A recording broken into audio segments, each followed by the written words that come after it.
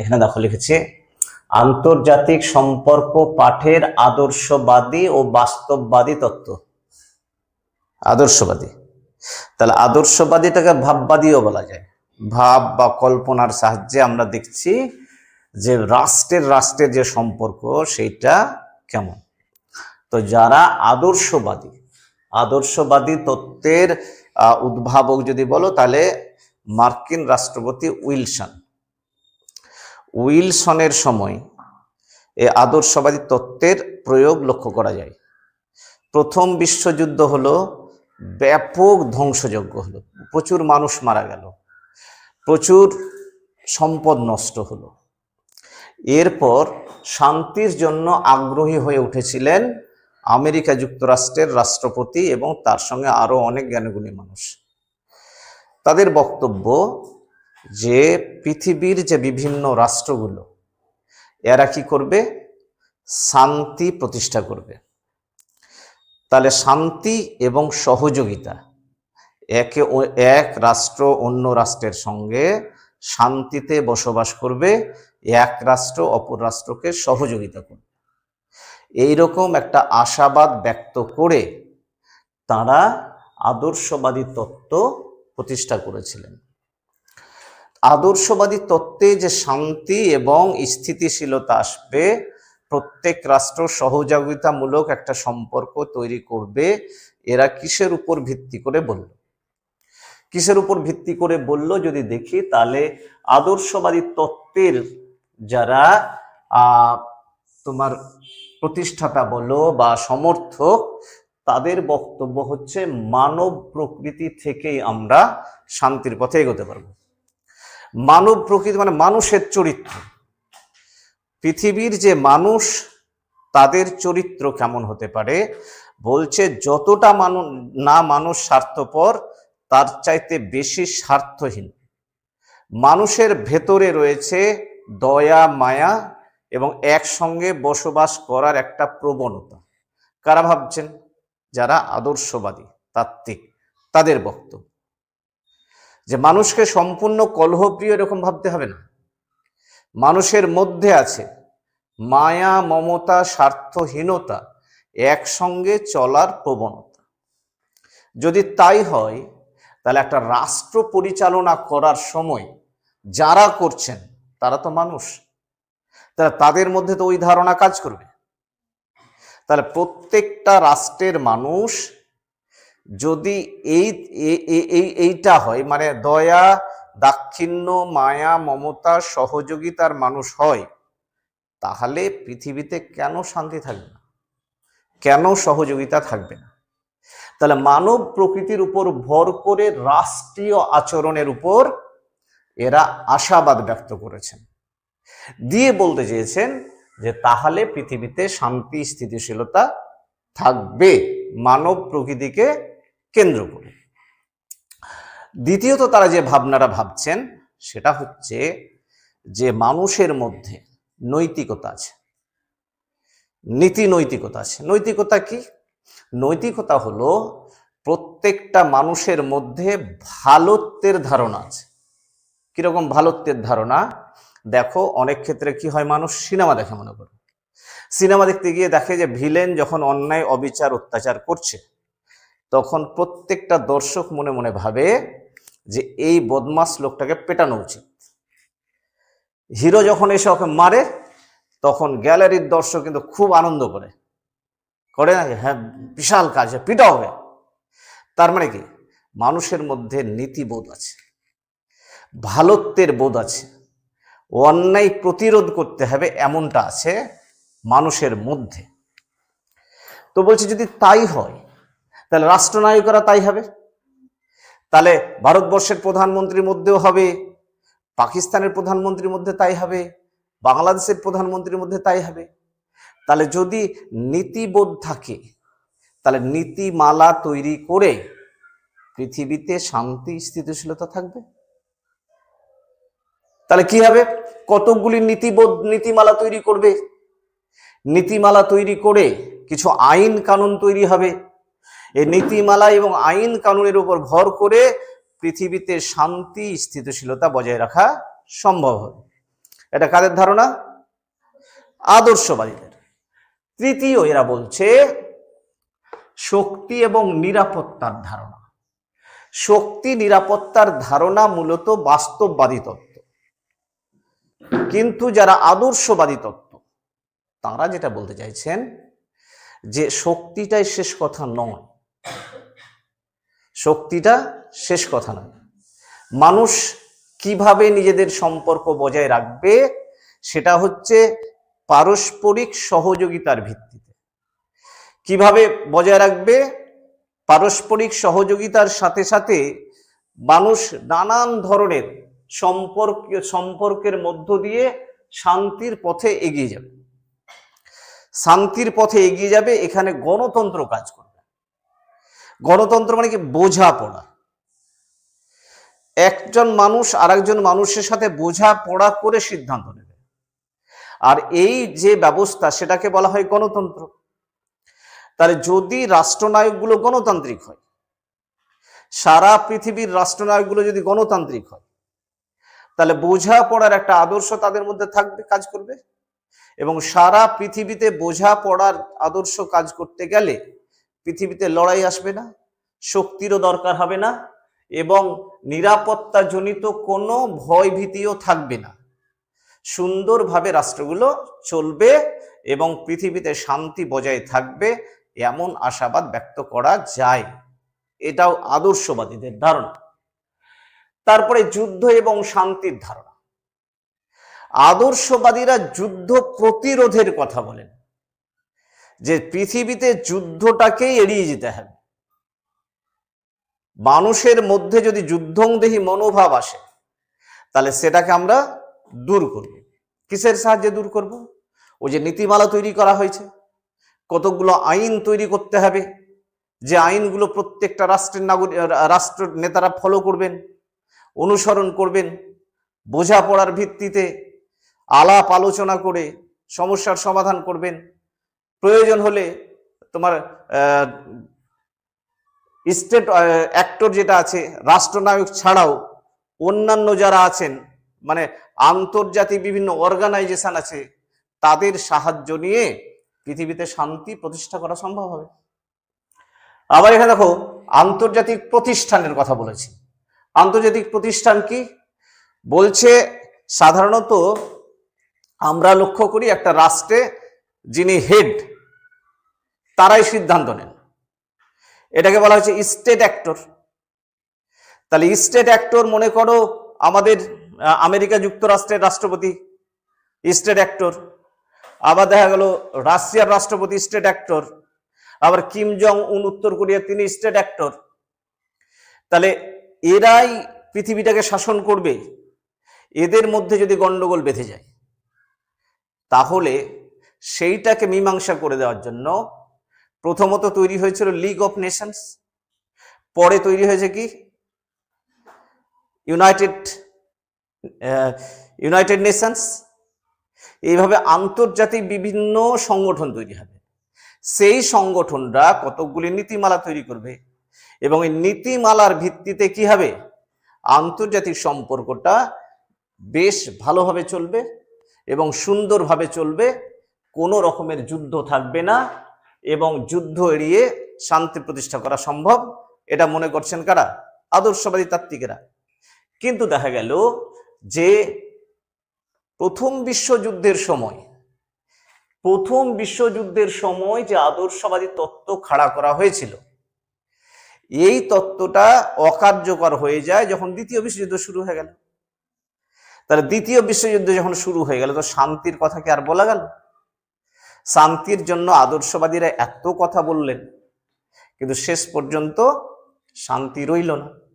তার মানে আদর্শবাদী তত্ত্ব যে সুন্দর সুন্দর কথাগুলো বলেছিলেন, বাস্তব কথাগুলো বলেছিলেন, তারা বলেছিলেন যে মানুষের মধ্যে কি আছে?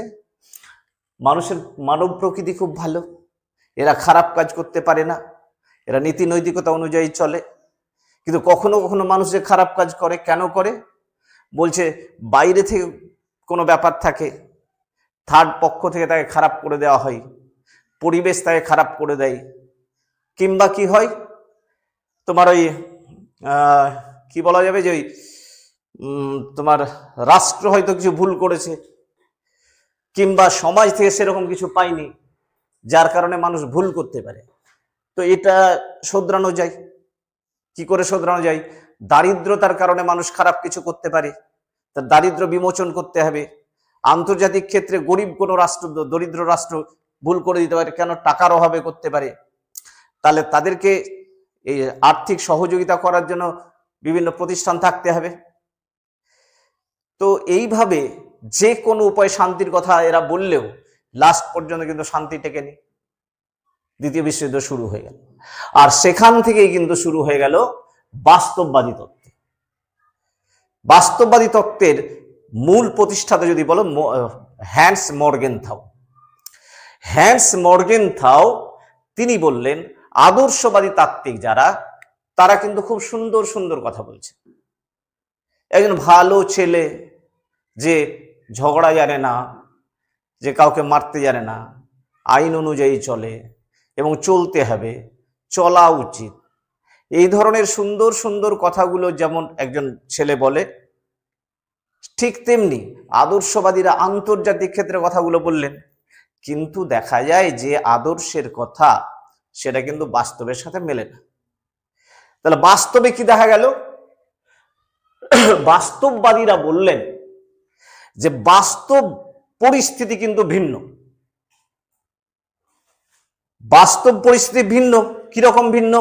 বলছে মানব চরিত্রে তোমরা যে কথাগুলো বলছো সেগুলো নাই।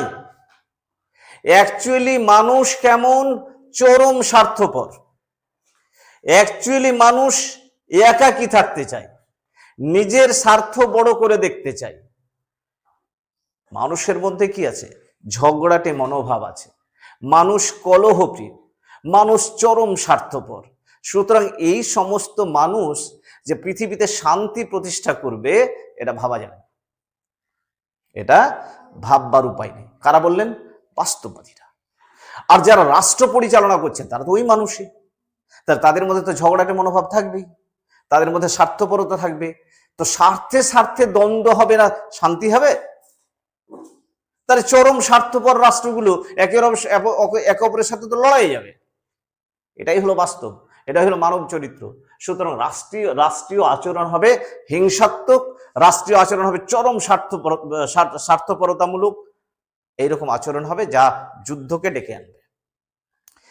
দ্বিতীয় এদের যে ধারণা, মানে বাস্তববাদীদের যেটা ধারণা, সেটা হচ্ছে যে রাষ্ট্রের ক্ষেত্রে, মানে একটা রাষ্ট্রের অভ্যন্তরে আইন প্রয়োগকারী সংস্থা আছে, আইন প্রয়োগ করার জন্য পুলিশ প্রশাসন আছে, রাষ্ট্র সেটাকে সঠিক করে। কিন্তু আন্তর্জাতিক ক্ষেত্রে যেটা দেখা যায়, সব রাষ্ট্রই তো সার্বভৌম, চরম ক্ষমতার অধিকারী প্রত্যেকটা রাষ্ট্র।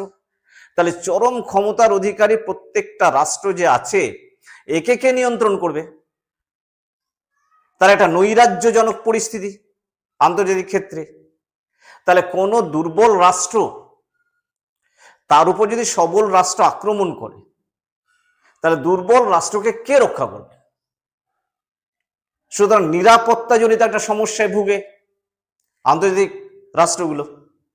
যে আমেরিকার মতো রাষ্ট্র যদি আমাকে মারে, রাশিয়ার মতো রাষ্ট্র যদি আমাকে মারে, তার নিরাপত্তার একটা সমস্যা অনুভব করবে কারা? রাষ্ট্রগুলো। তাহলে নৈরাজ্যজনক পরিস্থিতিতে নিরাপত্তার সমস্যাটা সবচেয়ে বড়। দ্বিতীয় যেটা হবে, রাষ্ট্রগুলো তো চাইবে যে আমি প্রভাব বিস্তার করব, আমার ক্ষমতা নাই, আমি ক্ষমতা চাই, যার ক্ষমতা আছে সে ক্ষমতা দেখাতে চাইবে। আন্তর্জাতিক সম্পর্ক কিন্তু ক্ষমতা কেন্দ্রিক, শক্তি কেন্দ্রিক। শক্তিশালী রাষ্ট্রগুলোর কোনো নাকি অন্যায় হয় না, আর দুর্বল রাষ্ট্রগুলো সবই অন্যায়। তাহলে এই অবস্থায় কি দাঁড়াবে? এই অবস্থায় দুর্বল রাষ্ট্রগুলো শক্তি অর্জন করতে চাইবে, আর সবল রাষ্ট্রগুলো শক্তি ব্যবহার করতে চাইবে। যখন দুটি রাষ্ট্রই তোমার শক্তি অর্জন করার চেষ্টা করবে, তখন রাষ্ট্রগুলির মধ্যে সম্পর্ক কেমন হবে? লড়াইয়ের সম্পর্ক তৈরি হয়ে যাবে। তাহলে একদিকে তো ভয় ছিল, যেহেতু আমার কাছে অস্ত্র নেই, শস্ত্র নেই, কিছু নেই, তো শক্তিশালী রাষ্ট্রগুলোর কাছে আমি কি করব? আবার যখন অস্ত্র শস্ত্র তৈরি করতে লাগলো, তখন সবল রাষ্ট্র আরো উত্তেজিত হয়ে যাবে। তাহলে বাঁচার জন্য যখন লড়াই, তার বিপদ আরো কিন্তু বাড়ছে। শেষমেশ কোথায় গিয়ে দাঁড়াবে? চরম পরিণতি যুদ্ধ গিয়ে দাঁড়াবে, যেটা দ্বিতীয় বিশ্বযুদ্ধে লক্ষ্য করা গেল। তাহলে আন্তর্জাতিক সম্পর্কে আদর্শবাদীরা যখন বলছে না খুব ভালো, একদম শান্তভাবে চলবে দেশ, মানুষের মধ্যে শান্তি, মানুষ শান্তিপ্রিয়, হ্যাঁ, মানুষের মধ্যে সহযোগিতারই আছে, মানুষ স্বার্থহীন, এটা কি বাস্তবে হচ্ছে? এটা বাস্তবে কিন্তু হচ্ছে না। সুতরাং শান্তি শান্তি নিয়ে যদি ভাবো তাহলে হবে না। নিরাপত্তার ধারণা, শক্তির ধারণা, এটা নিয়ে রাষ্ট্রগুলো চলে। তারপরে যেটা বলছে যুদ্ধ এবং শান্তির ধারণা। যুদ্ধটাই হচ্ছে বাস্তব, যুদ্ধটাই বাস্তব। বাস্তববাদীরা বলছেন পৃথিবীতে শান্তি প্রতিষ্ঠা করা অত সহজ নয়। স্বার্থপরতার কারণে এবং নিরাপত্তাজনিত কারণে রাষ্ট্রগুলি একে অপরের সাথে যুদ্ধে জড়াবে, ক্ষমতা অর্জন করতে গিয়ে, ক্ষমতা ব্যবহার করতে গিয়ে। সুতরাং যুদ্ধের ধারণাটাই অনিবার্য, শান্তির ধারণাটা ক্ষীণ। কাদের বক্তব্য হলো? বাস্তবায়ী তত্ত্বের প্রবক্তারা। তো সেই নিরিখে আন্তর্জাতিক সম্পর্ক আলোচনা করবে, তার শাস্ত্র আলোচনা করতে গিয়ে। তারপরে বলছে আন্তর্জাতিক প্রতিষ্ঠান। আন্তর্জাতিক প্রতিষ্ঠান শান্তি তৈরি করবে, রাষ্ট্রে রাষ্ট্রের বিরোধ মীমাংসা করবে। এটা কাদের বক্তব্য ছিল? আদর্শবাদীদের। কিন্তু বাস্তববাদীরা বলছেন কিছুই করতে পারবে না। কেন কিছু করতে পারবে না? আন্তর্জাতিক যে প্রতিষ্ঠানগুলো আছে, এখন ধরো ইউএনও আছে, ইউনেস্কো আছে, আইএমএফ আছে, এই প্রতিষ্ঠানগুলো বৃহৎ রাষ্ট্রের কথা মতো উঠা বসা করবে। যেমন পশ্চিমা দেশগুলির কথায় এই সমস্ত সংগঠনগুলো উঠা বসা করছে। আমেরিকায় আন্তর্জাতিক সংগঠন পরিচালনা করে। তাহলে যদি তাই হয়, তাহলে আমেরিকার সাথে যখন একটা থার্ড ওয়ার্ল্ডের রাষ্ট্রের কোনো লড়াই শুরু হবে, তখন এই প্রতিষ্ঠানগুলো কি নিরপেক্ষতা বজায় রাখতে পারবে? পারবে না। তাহলে এরা থেকে লাভটা কি? তাহলে এরা থেকেও তো শান্তি প্রতিষ্ঠা করতে পারবে না। তাহলে বাস্তববাদীরা বলছেন যে আন্তর্জাতিক যে প্রতিষ্ঠানগুলো আছে থাক, কিন্তু এরা পৃথিবীতে শান্তি প্রতিষ্ঠা করতে পারবে না। সুতরাং আন্তর্জাতিক প্রতিষ্ঠানকে এরা গৌণ হিসেবে বিবেচনা করে, শান্তি প্রতিষ্ঠার জন্য উত্তম মাধ্যম এটা কিন্তু বিশ্বাস করে না। আন্তর্জাতিক আইন, রুলস, রেগুলেশন যে আছে, এগুলো কে মানে মানাবে কে? ধরো বলা হলো যে কোনো রাষ্ট্রের অভ্যন্তরে হস্তক্ষেপ করবে না, কোনো রাষ্ট্রকে ভয় দেখাবে না। তো শক্তিশালী রাষ্ট্র দুর্বল রাষ্ট্রকে ভয় দেখালে কি করে নিবে দুর্বল রাষ্ট্রটা? কিছু করতে পারবে? কিছুই করতে পারবে না। তো আন্তর্জাতিক ক্ষেত্রে আন্তর্জাতিক প্রতিষ্ঠানগুলো নীরব ভূমিকা পালন করে যখন শক্তিশালী রাষ্ট্রগুলো কাজ করে। তখন আমেরিকা যুক্তরাষ্ট্রের মতো রাষ্ট্রগুলা যখন কোনো কাজ করে, মানবাধিকার লঙ্ঘন করে, তো মানবাধিকার সংগঠনগুলো কিন্তু নিশ্চুপই থাকে। কিন্তু দুর্বল রাষ্ট্রগুলির ক্ষেত্রে মানবাধিকার সংগঠনগুলো কিন্তু চেঁচামেচি করে। তাহলে কিভাবে শান্তি প্রতিষ্ঠা করা যাবে আন্তর্জাতিক প্রতিষ্ঠানের মাধ্যমে, সেটা কিন্তু বোধগম্য না। সে সবশেষে যেটা বলছে বাস্তববাদীরা, যে আদর্শবাদী যে তত্ত্ব, ভালো ভালো কথা, যেটা স্বপ্নে সম্ভব, বাস্তবে সম্ভব নয়। কেন? প্রথম বিশ্বযুদ্ধের পরে আমরা দেখলাম যে এই সুন্দর গাল গল্পগুলো কিন্তু কাজে আর আসলো না। তাহলে স্বার্থের দ্বন্দ্ব পৃথিবীতে শুরু হয়ে গেল, নিরাপত্তার দ্বন্দ্ব শুরু হয়ে গেল। জার্মানি নিজের ইচ্ছে মতো চলতে লাগলো, জার্মানি বিভিন্ন রাষ্ট্রগুলোকে দখল করতে শুরু করলো, ফ্রান্স এবং ইংল্যান্ড তোষণ নীতি গ্রহণ করলো, তারপরে তোমার ইটালি আবিসিনিয়া দখল করে ফেললো, রাশিয়ার মতন রাশিয়ার মতো দেশটাকে জাপান দখল করে ফেললো। এইভাবে দেখা গেল যে শক্তিশালী রাষ্ট্রগুলো দুর্বলের উপর আক্রমণ ব্যাপকভাবে শুরু করলো। তাহলে শেষমেশ যার পরিণতি কি দাঁড়ালো? যুদ্ধ। তাহলে যাই হোক না কেন, আমরা কিন্তু দেখছি আন্তর্জাতিক সম্পর্ক নির্ণয়ে দুটি তত্ত্ব পরস্পর বিরোধী। আদর্শবাদী তত্ত্ব যেটা বলতে চাই যে পৃথিবীতে থাকবে শান্তি, সহযোগিতা। সিদ্ধান্ত নিলেন মানব প্রকৃতিকে অবলম্বন করে। বাস্তববাদীরা বাস্তব দিকটা বিবেচনা করলেন যে বাস্তবে কিন্তু অত সহজ নয়, মানুষ এবং রাষ্ট্রের রাষ্ট্রনায়কগণ অত সহজে পৃথিবীতে শান্তি প্রতিষ্ঠা করবে না, এবং মানব প্রকৃতির মধ্যেই যুদ্ধ রয়েছে বাস্তববাদীদের মতে। আর আদর্শবাদীদের বক্তব্য ছিল মানব প্রকৃতির মধ্যেই শান্তি রয়েছে। এবং ডিটেলস দুটিকে আমরা আলোচনা করলাম। এই দুটি তত্ত্ব, তার দুটি তত্ত্ব কি? আন্তর্জাতিক সম্পর্ক পাঠের একটা আদর্শবাদী তত্ত্ব, অপরটি বাস্তববাদী তত্ত্ব। ঠিক আছে।